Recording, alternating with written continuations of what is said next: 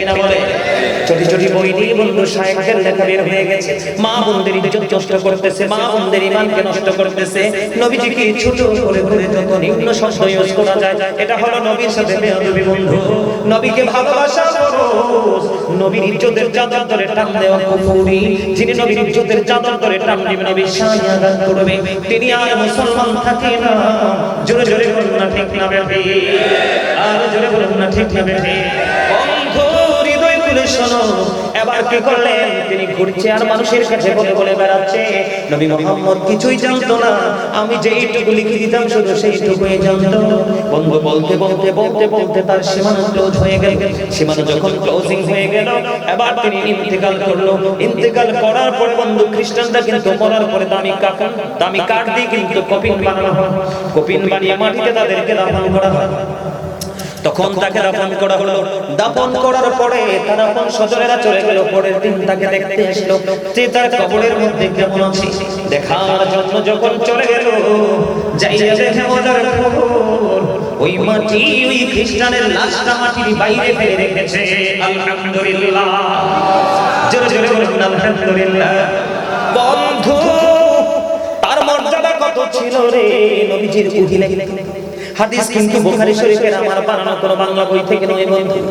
এবার তার আপন স্বজনেরা পরের দিন যাইয়া দেখলেন তার লাশটা মাটির বাইরে পড়ে আছে। এবার তার সঙ্গীরা বলছে, এটা পৃথিবীর অন্য কোনো মানুষের কাজ নয়, এটা নবী মুহাম্মদ এবং তার সঙ্গীর কাজ। নাউযুবিল্লাহ বলেন না। এবার তারা এই চিন্তা করে তার কবরটাকে বন্ধু আরো বেশি গভীর করে খনন করলো, আরো বেশি গভীর করে খনন করার পরে বন্ধু আজকে তাকে দাফন করে গেলেন। দিন চলে গেল, রাত্র হলো। রাত্র যখন ফুরিয়ে গেল, পরের দিন সকালবেলা আবার যাইয়া দেখলেন তার লাশটা আবারও মাটির বাইরে। আলহামদুলিল্লাহ বলে। 2 দিন, কয়দিন চলে গেল? একে একে 2 দিন বন্ধু চলে গেল।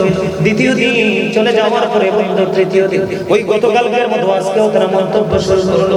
তৃতীয় দিন আবার কি করলো?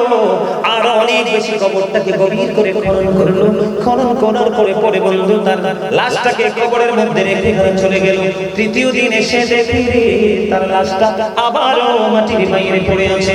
এবার ওই খ্রিস্টানদের টনক নড়েছে, অন্য কোন বিষয় রে, এটা কখনো কোনো মানুষের কাজ হতে পারে না, এটার মধ্যে অন্য কোন রহস্য লুকায়িত আছে। রহস্যটা হলো বন্ধু আমার নবীর সাথে বেয়াদবি। বন্ধু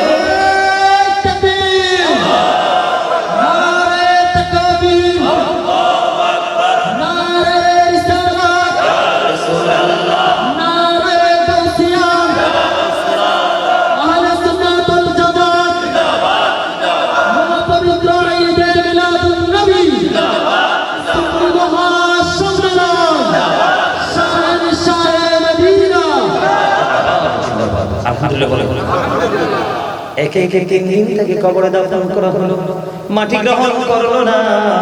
আমি আপনাদেরকে আরেকটু খবর মেসেজ দেব বন্ধু, ঈমানকে টেকসই করার জন্য। পৃথিবীর যত বড় ঝড় আসুক না কেন, আমার নবীর ইজ্জতের চাদর যেন আপনার কাছ থেকে কেউ নিতে না পারে। আমার নবীজিকে বলে নাকি আমাদের মতো, আর নবীজি বলতেছে ক্বালা আইয়ুকুম মিথলি, তোমরা কে আছো আমার মতো? কেউ তো হাত উঠাই এবার দুঃসাহস নাই, ঠিক না বেটা?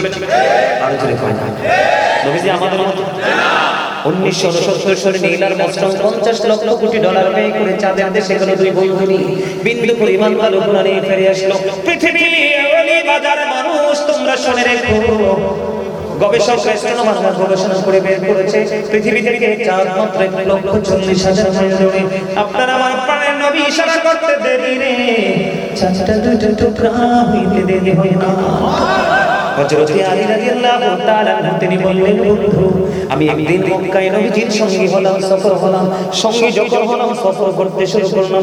সফর করতে করতে করতে করতে আমি চাইয়া দেখলাম ওই যে পাথরগুলো মানুষের পায়ে পড়ে ধরছে, পাথরগুলো নবীজিকে সালাম জানাচ্ছে। ও বন্ধু, ডানে বামের বৃক্ষগুলো আমার নবীকে সালাম জানাচ্ছে। আমি আলী সেই সালামের জবাব নিজের কানে শুনেছি। জোরে জোরে বলুন না সুবহানাল্লাহ, আর জোরে বলুন না সুবহানাল্লাহ। আর ধর্ম দেখতে তারপর আচ্ছা ঠিক আছে, আমার কথা কি আপনারা বুঝেন? আর জোরে আমার দিকে দেখেন।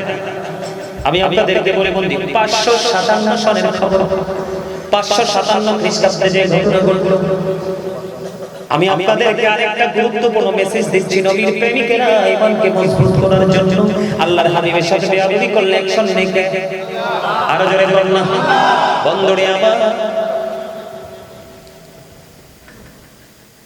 বিদর্মীরা জানতে পেরেছিলেন মুসলমানের সবচেয়ে বড় শক্তি হলো নবী মুহাম্মদ। তাকে যদি ধ্বংস করা যায়, তাকে যদি ফিনিশ করা যায়, মুসলমানকে দুর্বল করা যাবে। তাকে ধ্বংস করতে না পারলে মুসলমানকে দুর্বল করা সম্ভব নয়।